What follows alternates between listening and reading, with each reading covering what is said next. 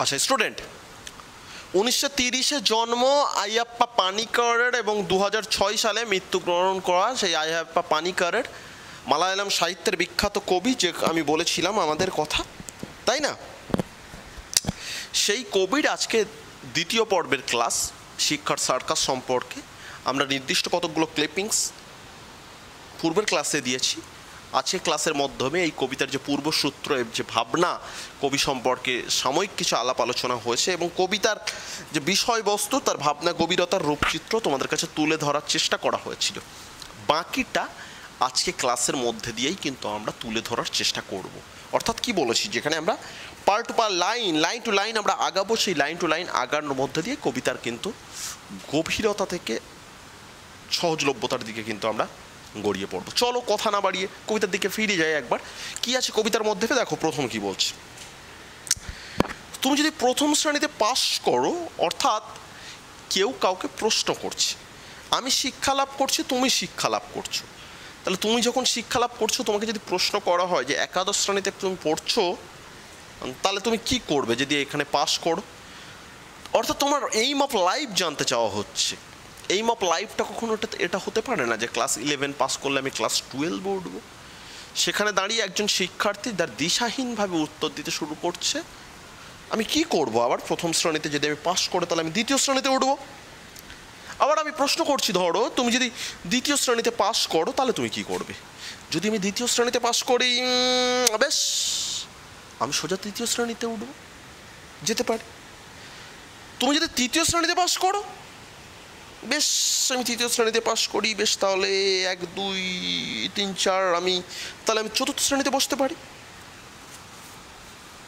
দিশাহীন সমাজ, দিশাহীন সভ্যতা, দিশাহীন সমাজ শিক্ষা, উদ্দেশ্যহীন প্রবাহিত সমাজ শিক্ষা, সিস্টেমহীন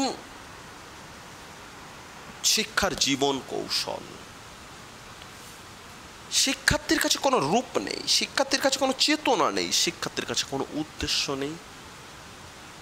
শিক্ষার্থী জানেই না যে শিক্ষাটি আসলে তার সমাজ, তার জীবনকে কিভাবে গড়িয়ে নিয়ে যাবে। শিক্ষার্থী আসলে জানে না তার বেঁচে থাকার শিক্ষা তাকে উৎপাদনমুখী করবে না কর্মমুখী করবে, না আত্ম উপলব্ধির চেতনা দেবে।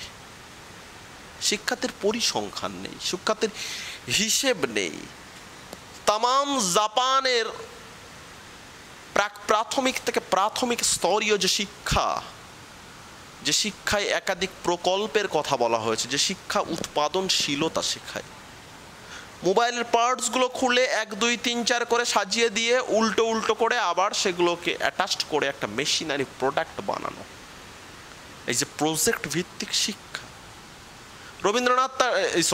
গান্ধীজি তার নৈতালিম বুনিয়াদী শিক্ষার কথা বলা হয়েছিল, উৎপাদনশীল শিক্ষার কথা বলা হয়েছিল, কর্ম করতে করতে শিক্ষার কথা বলা হয়েছিল, যেখানে শিক্ষা আসলে জীবনকে শ্রেণীবদ্ধ রূপ দিচ্ছে।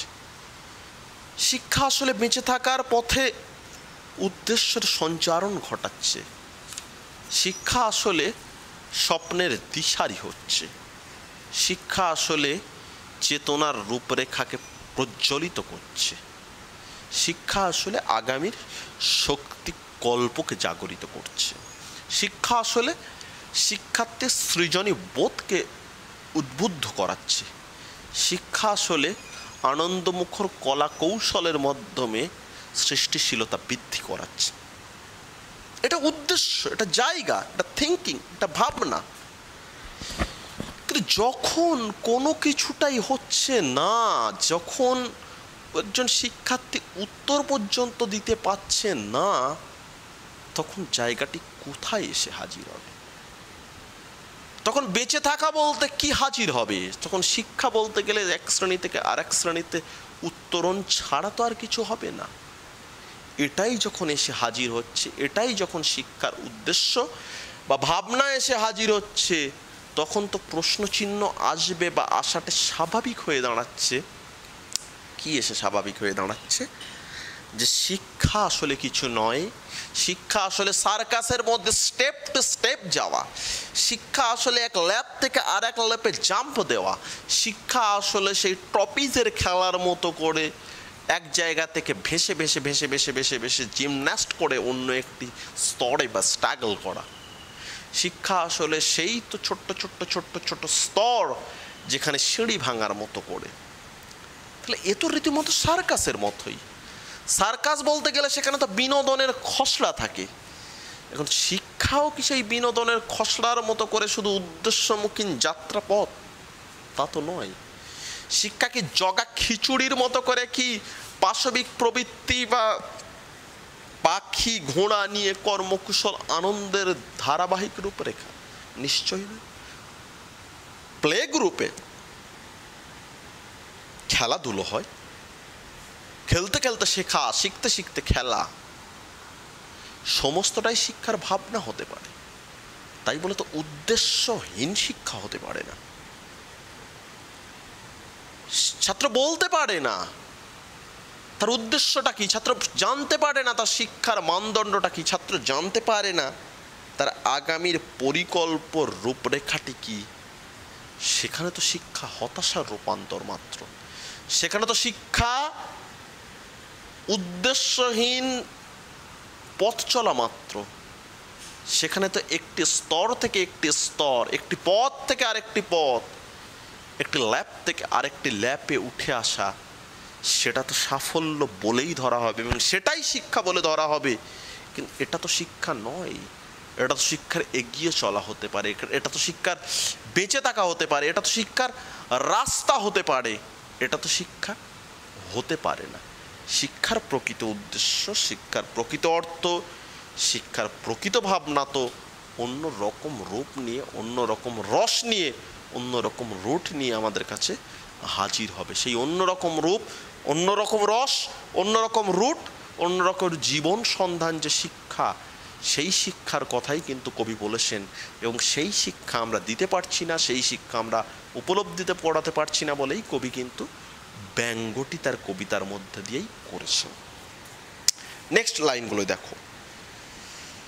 তুমি যদি এই সবগুলো শ্রেণী পাস করো, প্রশ্ন করছে আমি যদি এডুকেশনকে কমপ্লিট করি, আমি যদি আমার শিক্ষাকে ফাইনালি সমাপ্ত করি, তাহলে আমি কি করতে পারি? What can I do after the education? শিক্ষা আমাকে কী এমন দিয়েছিল যে আমি এক ক্লাস থেকে আরেক ক্লাস সমাপ্তির পরে গিয়ে আসলে আমি কি করতে পারি? টার্গেট মেকিং এবিলিটি কি আমার মধ্যে আছে? সেটাকে প্রশ্ন করছি। যদি সব শ্রেণী শেষ হয়ে যায়, আমি তবু পরের শ্রেণীতে যাব। তাহলে শ্রেণী থেকে শ্রেণীতে যাওয়া, ক্লাস থেকে ক্লাসের পথে উত্তরণ ঘটানো, এটাই কি জীবন? একটি ক্লাস আমার ফিনিশ হয়েছে, আমি আরেকটি ক্লাসে যাচ্ছি। একটি ক্লাসের টাচ লাইন আমি শেষ করতে পেরেছি, সেমিস্টার বলো বা বার্ষিক পরীক্ষা ফিনিশ করার পরে আমি আবার একটা ক্লাসে যাচ্ছি। এটা কি শিক্ষা? এটাই কি শিক্ষার উদ্দেশ্য?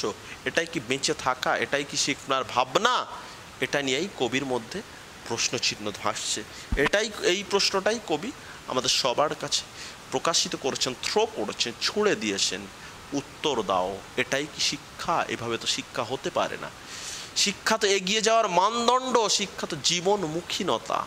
একটি ক্লাস থেকে আরেকটি ক্লাসের এগিয়ে যাওয়া, গড়িয়ে যাওয়া তো শুধুমাত্র শিক্ষা নয়।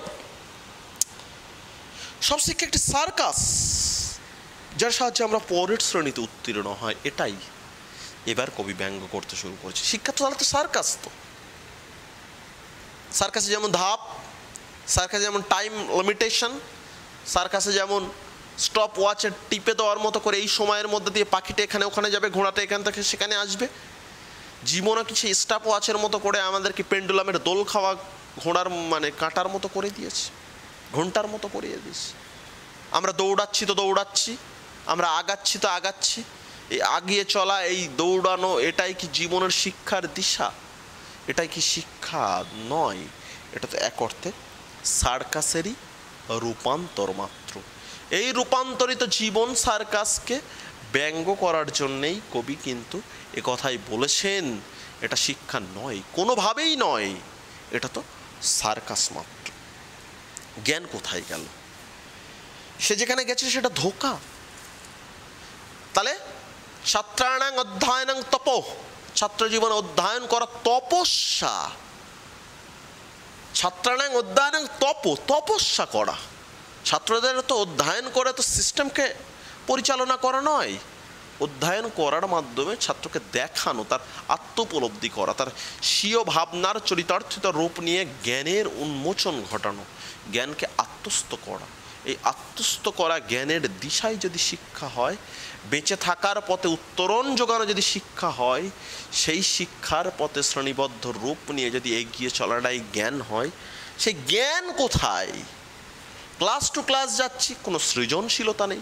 ক্লাস টু ক্লাস যাচ্ছি, কোনো উদ্ভাবনী কৌশল নেই। ক্লাস টু ক্লাস যাচ্ছি, কোনো আধুনিকতার উত্তরণের দিশা নেই। তাহলে এই দিশাহীন সমাজ, এই দিশাহীন সভ্যতায় যদি বেঁচে থাকাটাই জীবন হয়, তাহলে শিক্ষা তো শিক্ষা নয়, সার্কাসই মাত্র। জ্ঞান, যে জ্ঞানের জন্য আমরা জ্ঞান অর্জনের পথে এগিয়ে চলেছি, সেই জ্ঞান অর্জনের এগিয়ে চলার পথের যে উত্তরণ ঘটানো, সেই উত্তরণ যখন আমরা ঘটাতে পারছি না, তাহলে সে তো শিক্ষা ধোঁকা মাত্র হলো। জ্ঞান তো সেখানে ভ্যানিশ হলো, জ্ঞান তো সেখানে নিরুদ্দেশ হলো। এই নিরুদ্দেশ হওয়া জ্ঞানকে উদ্দেশ্যহীনভাবে ফিরিয়ে আনাই শিক্ষা, যেখানে ছাত্র তার পাঠ্যক্রম, তার শ্রেণীবদ্ধ রূপ, তার এগিয়ে চলা, তার জীবনের দিশা প্রত্যেকটি স্তরে সে বুঝতে পারবে, প্রত্যেকটি স্তরে সে উপলব্ধি করতে পারবে আসলে শিক্ষা আসলে তাকে কি দিতে চায়, শিক্ষার পথে উত্তরণের মাধ্যমে সে কি পেতে চায়। জীবন যদি আত্মস্থ না করতে পারে, জীবন যদি শিক্ষার পথে গভীরতায় মনোনিয়োগ না করতে পারে, জীবন যদি স্বীয় বলে আভ্যন্তরীণ হৃদয়ের কাছে শিক্ষাকে প্রকাশিত না করতে পারে, তাহলে কিসের তরে শিক্ষা, কিসের তরে বেঁচে থাকা, কিসের তরে শ্রেণী থেকে শ্রেণীতে উত্তরণ ঘটানো? এ তো প্রকৃত অর্থে ধোঁকাই মাত্র, এ তো প্রকৃত অর্থে নেশাই মাত্র, এ তো প্রকৃত অর্থে শিক্ষার জ্ঞানগর্ম ভাবনার মহিমা তো নিরুদ্দেশ মাত্র। এই হলো কবিতা। দুটো ক্লাসের মধ্যে দিয়ে আন্তর্জাতিক কবিতার একটি পর্ব আলাপ আলোচনা হলো। ভালো করে কবিতাকে আত্মস্থ করবে, ভালো করে পড়বে, নিজেরাকে জানবে, সব শিক্ষাকে শিক্ষা না বলে কেন সার্কাস বলা হয়েছে সেটা বোঝার চেষ্টা করবে। তাহলে এই কবিতা থেকেই কিন্তু আমরা 7টি নাম্বার অ্যাচিভ করতে পারবো, গেট করতে পারবো। ঠিক আছে স্টুডেন্ট, সবাই ভালো থাকো, বাড়িতে থাকো, সুস্থ থাকো। ধন্যবাদ সবাইকে।